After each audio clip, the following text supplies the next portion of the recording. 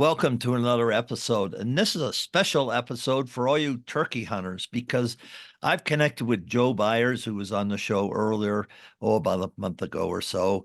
And we're going to talk turkey. Joe's going to talk turkey, but I'm sure as heck not. So, Joe, let's start off by talking a little turkey. Let me hear that.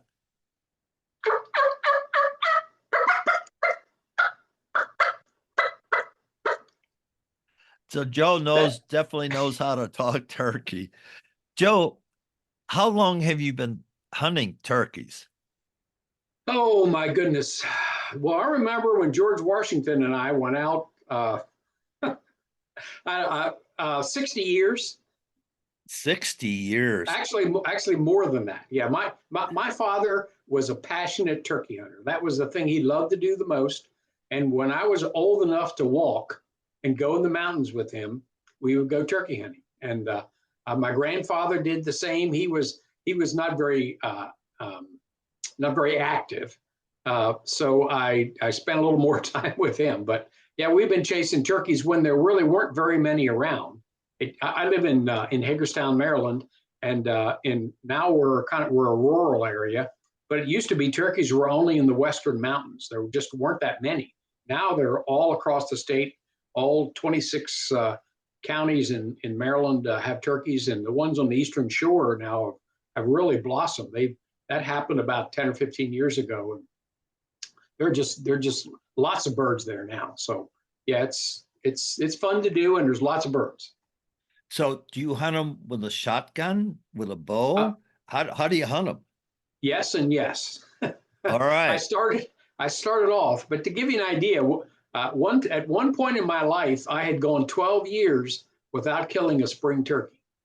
Okay, doing everything, reading every article, looking. They didn't have the videos we have now. They maybe had some on tape, but it took me 12 years until I got one.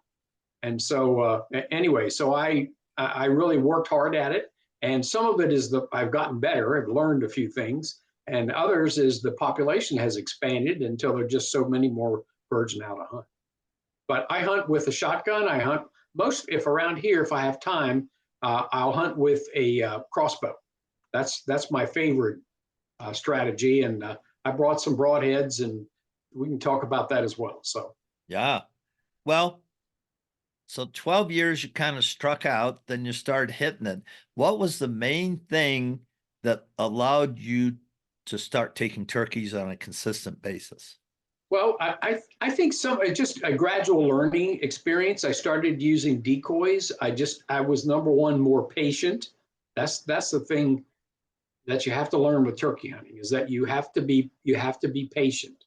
And used to go in, I would call if I had a turkey gobble. I would try and get as close as I could, and that's a mistake. You often spook them. And so I didn't always have to get one the first thing in the morning. I was a school teacher and then a school principal, and I used to hunt before school. I would get up in the morning, and I didn't have to be at school till 8 o'clock, so I could be in the mountains just at the crack of dawn, hear a bird, go after them. Sometimes that was successful, mostly not, just because you didn't have enough time. But I learned to be more patient, and of recent, I've learned to hunt in the afternoon. And Maryland, you could only do that about the last 5 years. Now in Pennsylvania, that's legal as well. And of course, all of the West, people hunt all day, Sunday, anytime. But I've learned that the afternoons can be really, really successful. And it's just so much easier as far as having to get up early and, being at the crack of dawn. And it works fine. We can talk about that later. So, okay, let's stay right there. So you're saying afternoons are a good time to hunt turkeys. Afternoons are a great time, yes. So why? Why? Well, because the birds are active all throughout the day, typically around 3 o'clock. The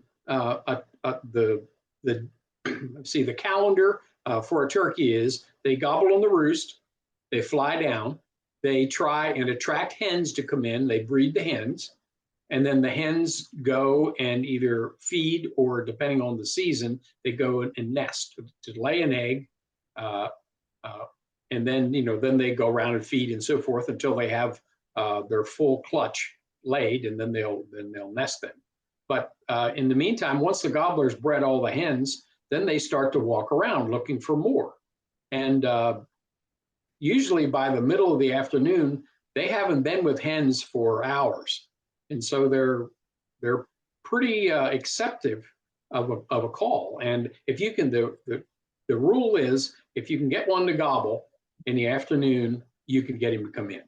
And now that's that's obviously not a rule, but that's kind of the saying, especially in the South. I did a fair amount of hunting in Alabama and Mississippi, years ago, and that was kind of the rule down there because you couldn't hunt turkeys in the afternoon up here. I remember calling one in when the sun had already set. I mean, it was starting to get dusk, and yet that turkey came right to a call, and I killed it. Okay, let's hear your afternoon calls to that turkey. Well, can you do that? Yeah, sure. I think you just want to call. I want to hear call more. Yeah. Okay, call more in the afternoon. I want to hear I'm using a box call now. But...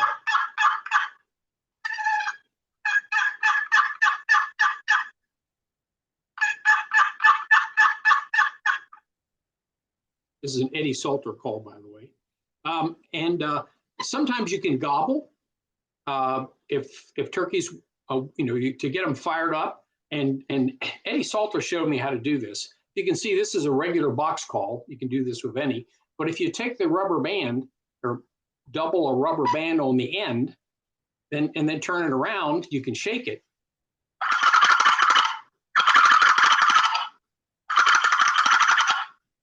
And turkeys will respond to that. So you want to sound like a hen. I mean, they're going to want to come and breed.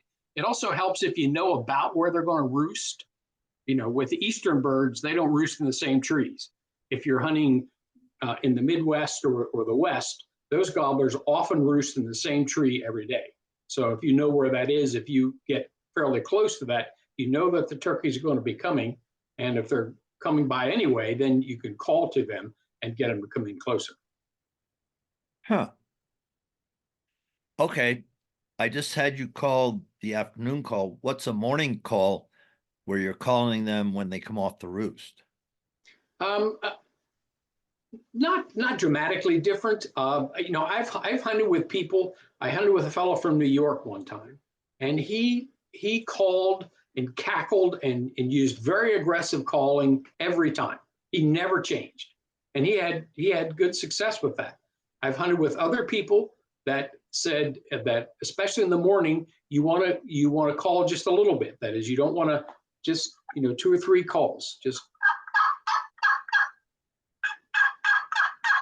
And if they're still in a tree, you typically use what's called tree talk, which is just a real soft call. One of the things that works really well, especially early on, is if you can make the dominant hen. If you hear hens and gobblers, the gobblers are easy to hear because their sound travels a long way. If you hear a hen in the morning, when the hen flies down, she's going to do what's called an assembly call. And she's going to do this. She's going to go.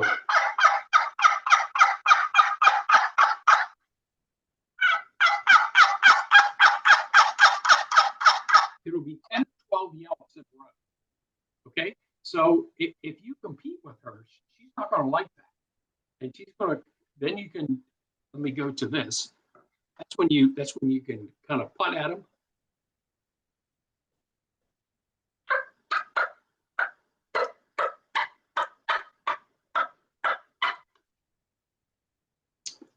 That kind of gets in their face, and if you can bring the boss hen close to you, a gobbler's not going to be far behind.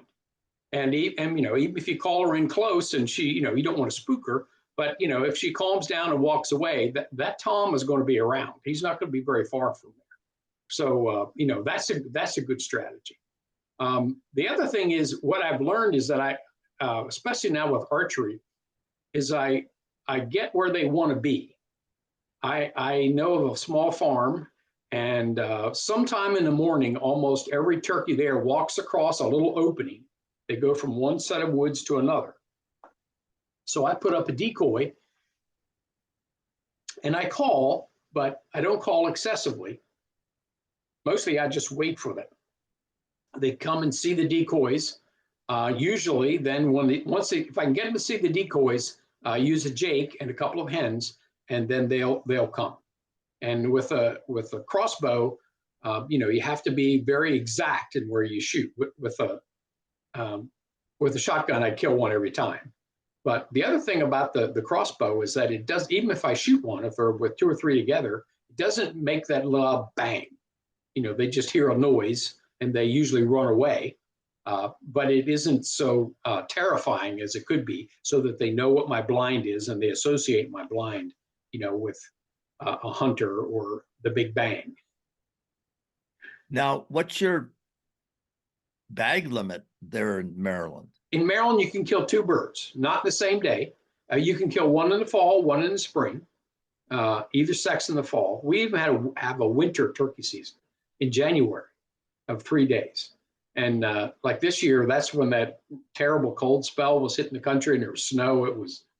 I wanted to go out. It wasn't bearable. But you can kill one in the fall, one in the spring. Same in Pennsylvania. You can kill 2 birds there, and West Virginia, I think, is a 2-bird limit. So most of the states around here have a 2-bird limit. All right.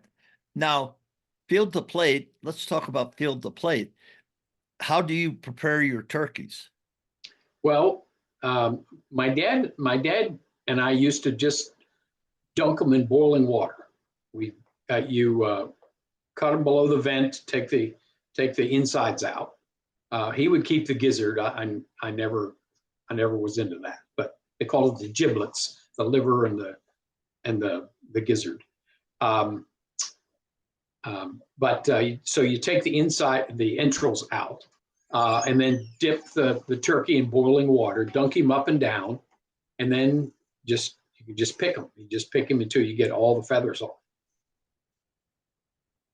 And another way is to skin them. If you do that, you can just make an incision down the breast with a sharp knife, and you can just peel the skin back and then just cut the meat off.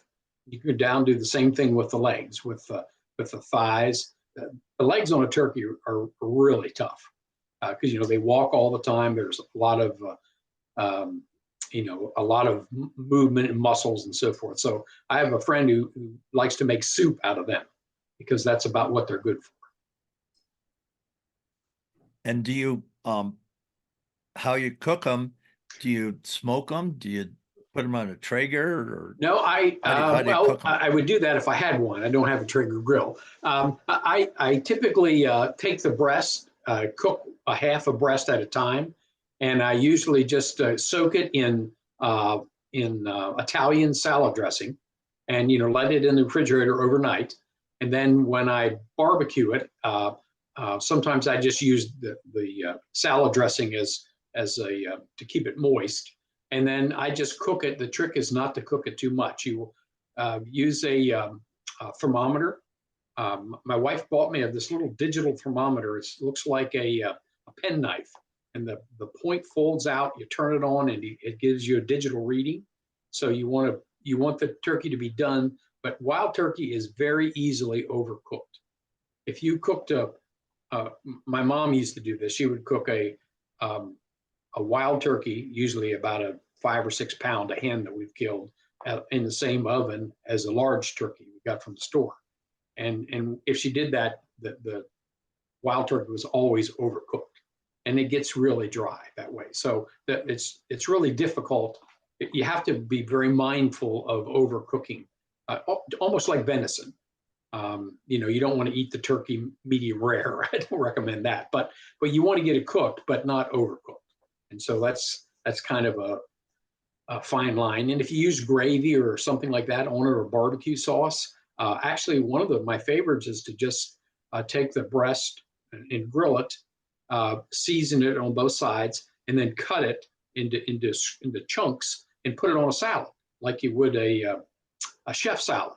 And honey mustard is my dressing of choice, and I put honey mustard over a big bowl of lettuce and tomatoes and so forth, and mix it all up, and it's really quite a good meal. Wow. That sounds really good. Well, it really is good, and it's healthy, and it's not it isn't like a lot of fat. There's hardly any fat on a turkey, especially a wild turkey. Right. So let's go back to your preference of hunting turkeys with a crossbow. Just walk me through it, what a person needs to do to get set up, what type of rod heads, how fast it has to go, all the particulars about hunting wild turkeys with a crossbow. Okay, well, let me do a little story. I remember going to an archery shop one day, and I was saying to because I've shot a bow for 50 years. And so it's only in the last 10 years that I've been shooting crossbows just because I just can't pull them anymore. But I was in the archery shop and I was, saying, Darren, I'd really like to kill a turkey with a bow. I just can't seem to get the knack of it. And there was a guy there next to me and he said, well, you're not using a blind. I said, no. He said, yeah, we have turkeys brush their tail feathers against the blind. You're so close. Oh, okay. So I started exploring that. And that's the trick, is to use a hub blind, a pop-up blind, usually one big enough for two people. Millennial makes I just ordered one, a new one. And now the blinds are made so that they're like those decals on the back of a truck window.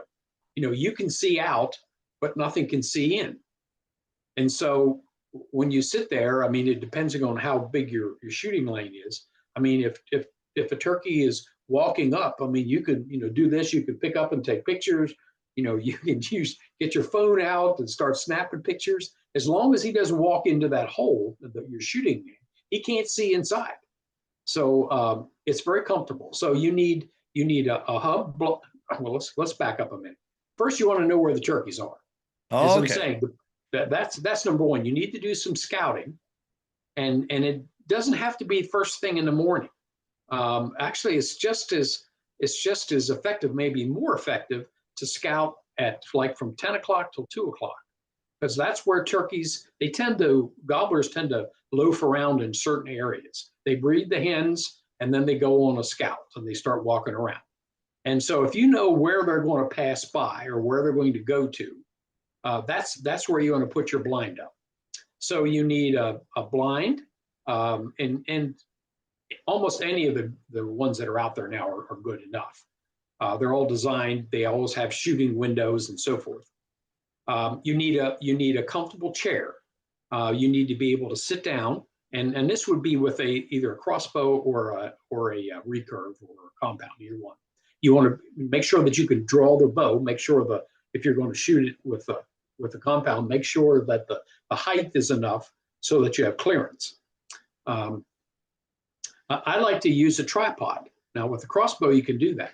I have a final rest tripod, and I put the crossbow in that and shoot it or aim it out the window. And so that gives me both hands free. So I can use my box calls. I can use my peg and slate call. I can use any of the calls that I want. I can use binoculars. I can have a cup of coffee with me, or sometimes it's really cold here when the season first starts. And sometimes it's a rainy day. I mean, having a thermos of hot coffee is really nice as far as keeping your spirits up and so forth.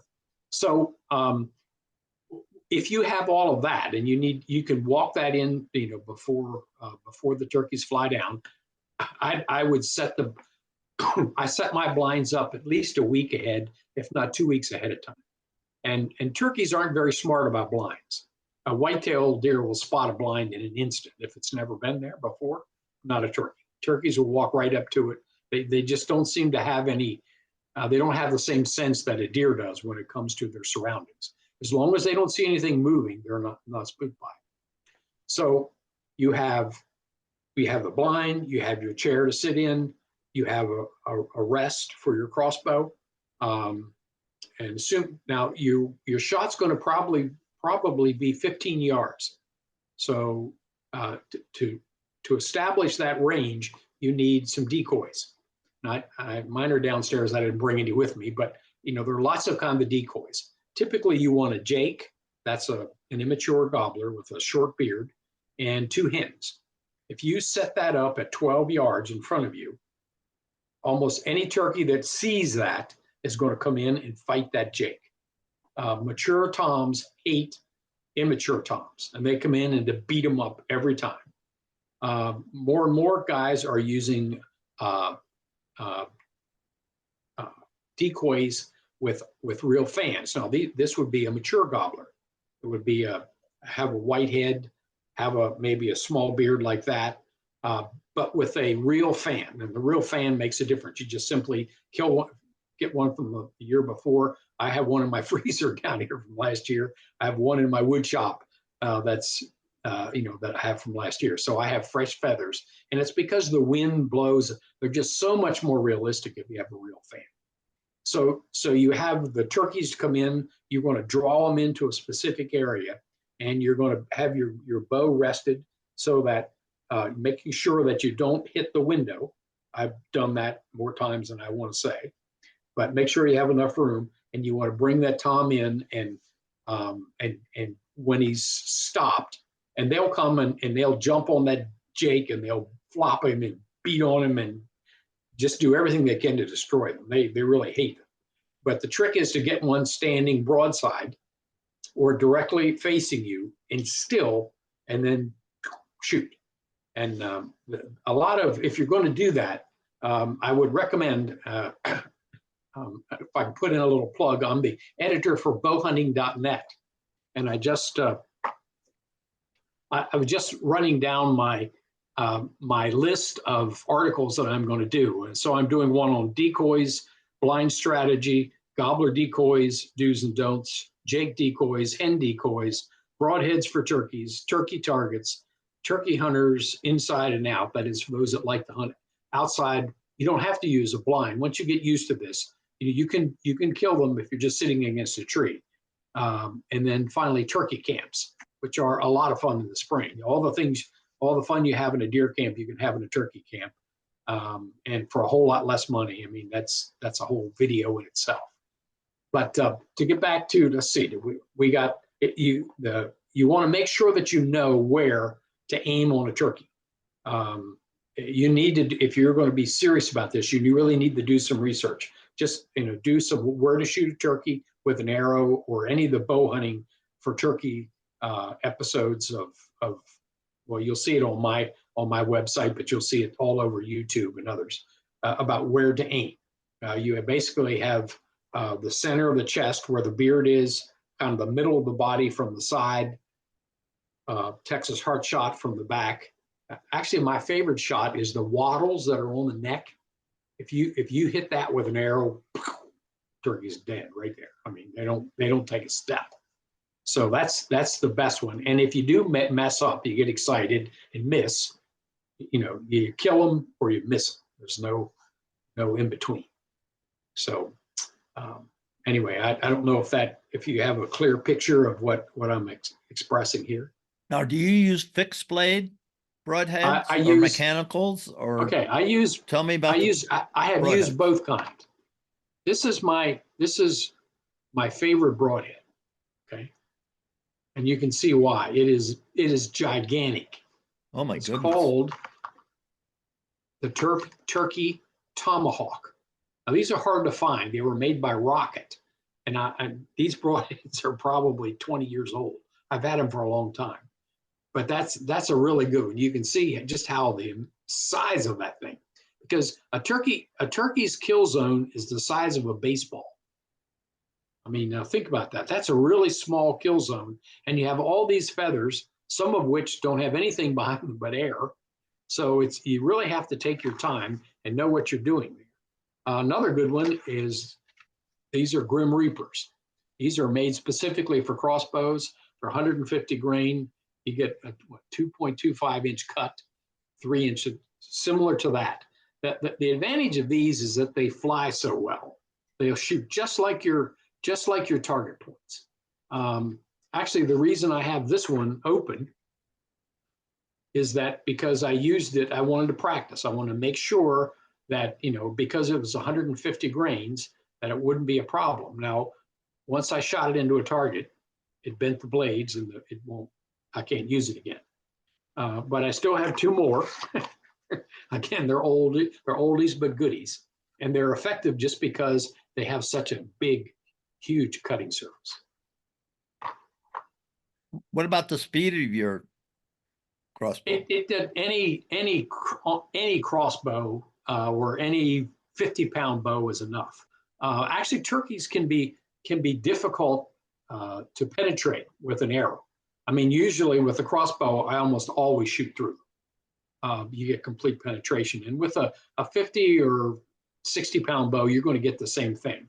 Now, one thing though I would caution you about, there's something called a lopper. Now, a lopper is a broadhead like this, only instead of having 3 blades, it has 4 blades, and they're fixed like this. And it's designed to shoot a turkey in the head or neck. And I mean, sometimes they actually decapitate the turkey. Those are illegal in some states, and I'm not a fan of that. We want to kill the turkey, but I want it to look like a turkey after it's dead. But what can happen with these, and this happened to me. I was using one of these, experimenting. I called a turkey in, sitting with my crossbow against a tree, not in a blind this time. A turkey walked by at about 6 steps. I mean, I'm sitting here like this, and I could just see this thing moving by, and finally he gets out in front of me. And I thought, oh, good, he's going right for the Jake. Okay, he gets to the Jake, he turns around to fight the Jake. He has his head up partially, and I thought, okay, I shot, and I hit him right. One of those big blades caught his wing butt, and it just bounced off. So, I mean, the turkey went. It never hurt him? Didn't hurt him at all? No, it didn't hurt him at all. It just bounced off. And that's because these if you shoot these big heads that are designed to shoot turkeys in the head or neck, you have to make sure that their neck is fully extended so that you hit just the neck and head. I mean, they're effective. If you do that, I mean, you're going to kill that turkey right there. But if you shoot them in the body, they're not going to penetrate. It's just too big. And you have all those hard feathers. I mean, it's like a shell, even with a crossbow. So anyway, a lesson learned there. Wow. So I would recommend that archers just use whatever broadhead you shoot the best. The bigger, the better, because again, you have a small target to shoot at. But accuracy is much more important than anything else. Wow. That's a lot of good information. Now, if I'm in a blind, I can wear black, I can wear pink, I can wear white, I can wear any clothes I want. Well, now let me go back again. Darkness is your friend in a blind. Right. This is for deer or turkeys. The best camouflage in a blind is black. Agreed. Because you have almost all blinds, inside are black on the inside, and you have light coming in your shooting window. In some cases, you have to roll down some of the outside of the blind so that you have like a window all the way across. And if you're raising or bobbing your head or whatever, turkey's going to see that. The good news about the decoys, especially the jakes, usually the gobblers are so focused on beating up that turkey that they don't pay attention to their surroundings. And so, I mean, that really gives you an advantage, even if you're just sitting against a tree with a bow. I mean, you have to draw a bow, but I mean, it's quite possible that, if you have your decoy out at 10 or 12 yards, that turkey, he is so enraged about fighting that gobbler that, that you can actually do this or this and get away with it. Now, you earlier said one of the new blinds, the turkeys or deer can't see inside it. Yes. So if I had white on, the only place they'd see me is through my shooting lane. Would that Through be the shooting correct? lane? Yes. That'd be a correct statement. That would be a correct statement. Now, the other thing about those see-through blinds is that they allow light to come inside. Okay. Now you can't, again, they can't see in, but light comes in. So the inside of your blind isn't dark like it normally would be. Huh.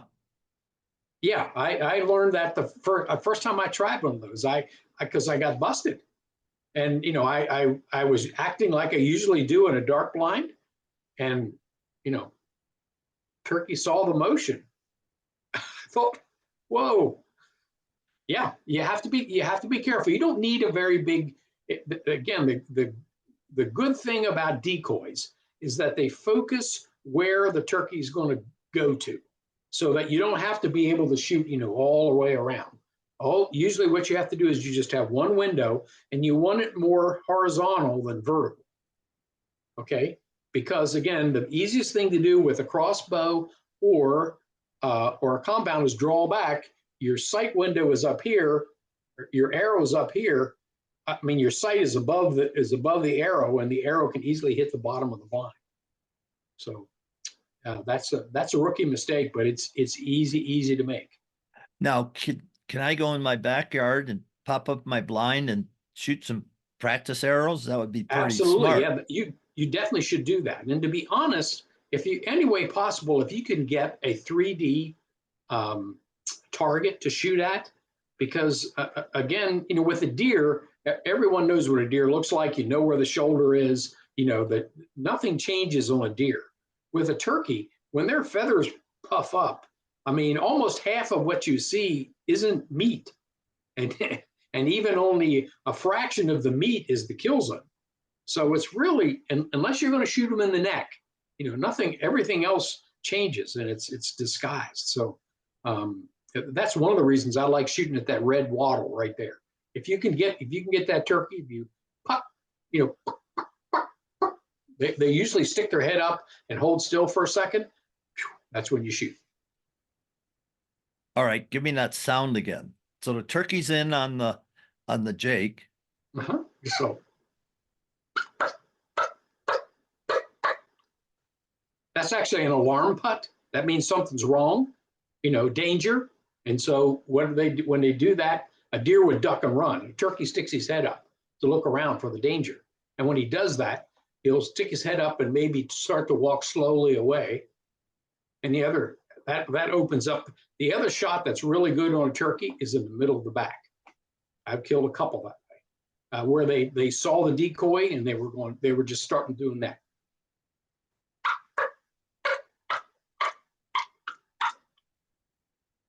Sound alarm putting, and they're just kind of walking away, but they don't walk fast. They don't run away. They just kind of walk, take a step and another step and another step.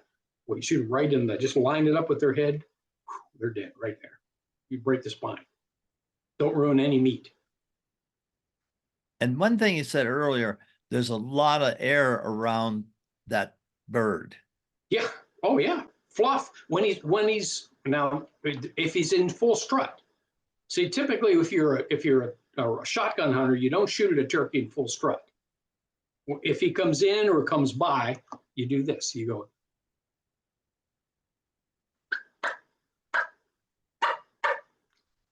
And almost every time he'll do this. He'll raise his head up, boom, and you shoot him. So yeah, that's the other cool thing about the blind hunting is you really get to see a lot. If you're a shotgun hunter and you call a turkey into 30 yards, boom, you know, you shoot him because that's what you do. With the decoys, I mean, you may watch a bird for 2 or 3 minutes at point blank range and see what they do, how they do it. It's just like watching a video. If you watch either TV shows or the YouTube videos, there are a lot of those out. You know, the guys now put cameras on the decoys. They put them right next to the decoys, so you get to see, you know, all from about 3 different sides. You know, all what's going on, and eventually then they shoot the turkey. But you'll see once they're in close. I mean, they're going to fight with that turkey until they just beat it to death.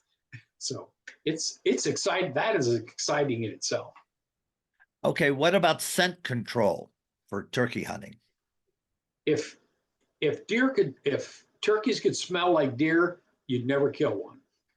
Ah, They have no, turkeys can see color. I mean, you have to wear, I got my camouflage shirt on, and you need a head net, you need gloves, you need the whole 9 yards if you're outside the blind. Even inside the blind, you want to be careful. It's better if you wear black, so that so that you blend in with the background. But they don't have any sense of smell at all. So, you can. It doesn't matter. You don't need to take a shower before you go turkey hunting. It doesn't make a difference. No scents are needed. The only caution to that is that sometimes where turkeys travel, deer travel. If a deer walks out in the field and smells you in that blind, he or she are going to snort. And when they snort, that's a danger sign, and the turkeys are not going to stay there. They're going to run away. So in that sense, you do need to be. It's better to be scent cautious. You don't need to have a scent-free suit or any of that usually. But if deer and turkeys are in the same area, you don't want them snorting at you. That's not a good thing. That'll keep the turkeys away. what about boots? No, I need rubber boots. Yeah, it's good to have rubber boots, because if you're going in the morning, even if it hasn't rained, usually the leaves are wet, or if you're walking across a field or whatever, the grass is going to be completely wet. But here's something else I wanted to talk about. This is a bug spray for ticks. It's called permethrin, and permethrin isn't it isn't a name brand. It's I don't know. It's kind of like Kleenex, or tissues. Permethrin is it not only repels ticks, it kills them. So it's real important that you spray yourself down, at least your lower body, your boots and so forth, with permethrin. You don't have to worry about the scent bothering turkeys. And something else I wanted to show you. I haven't got to use this yet. This is a little awkward in a small space. This is a turkey seat. I'm going to use this year. Now, in a blind, you don't need this, but you can see it's only about 3 inches tall. But if you're going to sit against a tree, number one, the bark on your back really gets to be hard.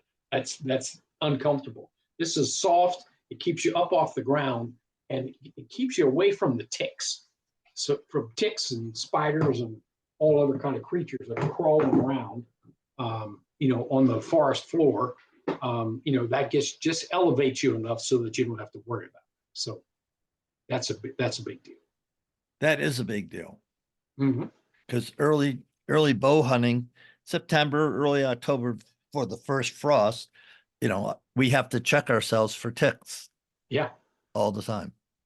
Yeah. Well, I would use this then as well. I mean, you just don't want ticks on you. I mean, a tick can be life-threatening. Right.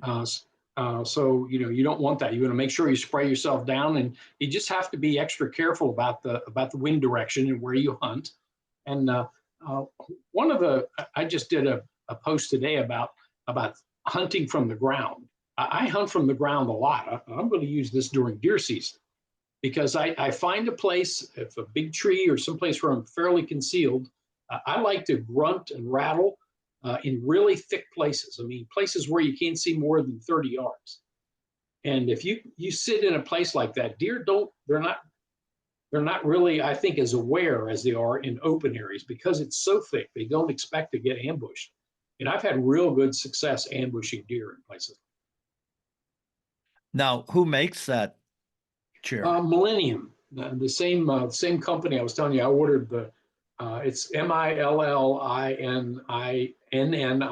It's 2 L's and 2 N's. Millennium Outdoors, and they make this. They make a whole series of tree stands. They make double tree stands. I have several of those. I take my grandkids in, or other people. They're really nice. And even if you're just by yourself, a double tree stand means you can climb up. I usually have a backpack or a camera, other things, my grunt tubes and so forth. So I just set those beside me, and then it's just a much more comfortable hunt than just just a single seat. Yeah, because that would put me lower. I just usually take in a camp chair, just a normal Mhm. camouflage camp chair. But that looks like it might be a little bit better because I'm lower on the ground. Yeah, especially with a crossbow. All you have to do is you can sit down, you can just kind of hold it like this. As soon as you see the bird, same with deer. As soon as you see him, you want to raise it up and just let him come if he's going to come to the decoys, or if you can use a mouth call, you can call a little bit. But when turkeys are coming to you, the rule is shut up. I remember many years ago, I killed a turkey in West Virginia that I called from a couple hundred yards, and I saw him crest a little hill, and he was coming down, kind of pecking and strutting, and he'd come a little ways. And I reached for my call, and I thought, I don't want to do that. I want to be just still and wait. And that's what I did. I gave him about another 5 minutes, and he just kept coming and kept coming and kept coming. And finally, he got in range, and boom, I killed him. So you can call them from a long distance then. Oh yeah, yeah, they'll come, and I think more come than people realize. I think I know people that will sit in a spot for an hour waiting for a turkey. And that you talked about, you asked me earlier the things I've learned about. Um, that usually you sit down, you wait 5 minutes or 10 minutes, nothing happens, you move on. And you really ought to, if you know there are turkeys in the area, you really ought to wait more than that. And sometimes just shutting up. I've had to me because I stopped calling and just sat still and quiet. One in Virginia, I called in from way down in a hollow. He just gobbled and gobbled and gobbled. And I called him. I thought, you know what? I'm just going to sit here and be quiet. And about a half an hour later, I finally heard one gobble, and he was closer. And I thought, I'm not making a sound. I just sat there, and 5 minutes later, he was closer, and I shot him at about 20 yards. It was a tom that was, I swear, it weighed 100 pounds till I got it back, because I had to climb way up a mountain and down the other side, and I was an hour from camp. This was somewhere in the Virginia mountains, and anyway, but it was a hunt I'll never forget, and I got him only because he knew I was there, and I just shut up and waited for him, and he eventually came right into range. And here's some Western advice and Midwestern advice. I can't tell you how many times I've been out in the Rockies and in the bugle season and heard an elk and called to him, and then I'll call once and I'll bugle, he'll come back, and then I'll call, and then I'll shut up. I learned the hard way because one time I did that, like I called a little too much, and then I just waited, and it had snowed. And when I left where I was kind of hiding, there were tracks right behind me. He had circled completely Yeah. behind me. Yeah. And I never saw him. He never made a peep, and he knew exactly. So when you make that first call, that animal knows exactly where you are. I don't care how far away you think he is. And elk, when they're bugled, they're a lot closer than you think they are. They just are. And the same thing with whitetail during rut season. They'll hear that grunt. They'll hear, you know, I use a can call, for doe, and you do it, and then just wait and don't move. The biggest thing is, and I had a lot of problems with this hunting ducks, but I'd move, I'd fidget, I'd do whatever, and those ducks would pick me up. Guys get mad at me. Quit moving over there. Quit moving over there. You're scaring the ducks.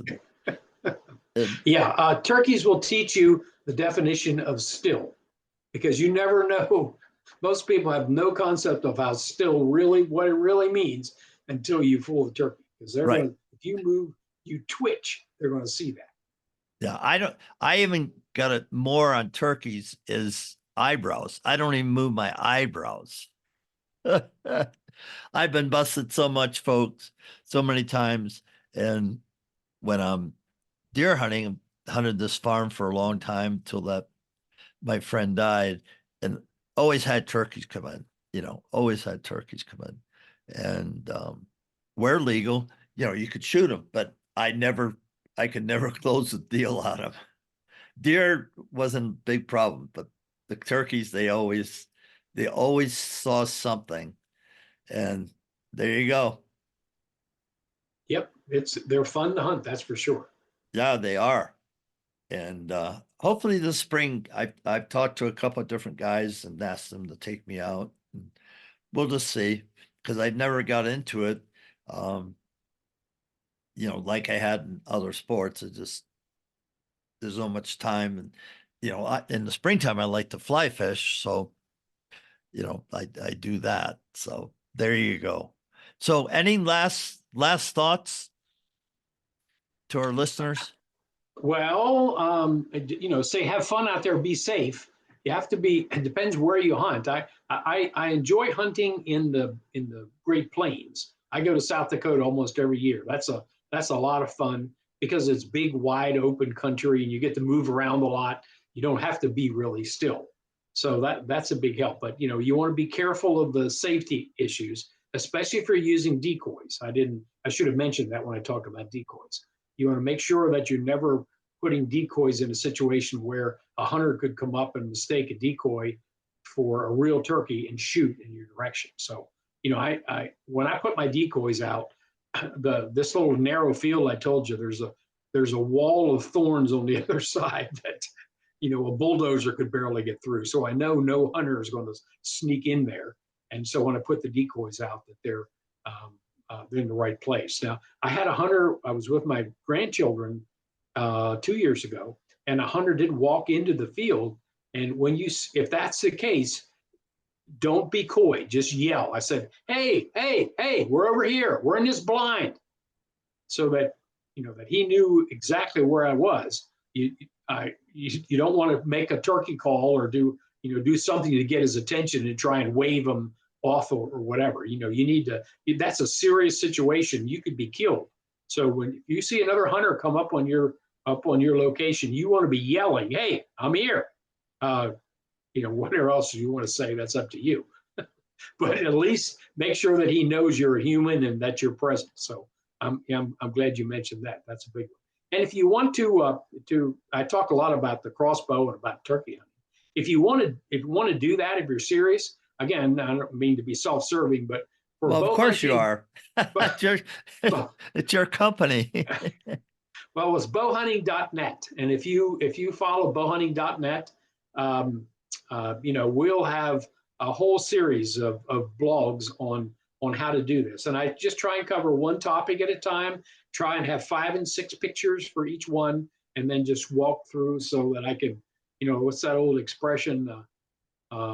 Tell me and I forget, show me and I remember, let me do it and I understand.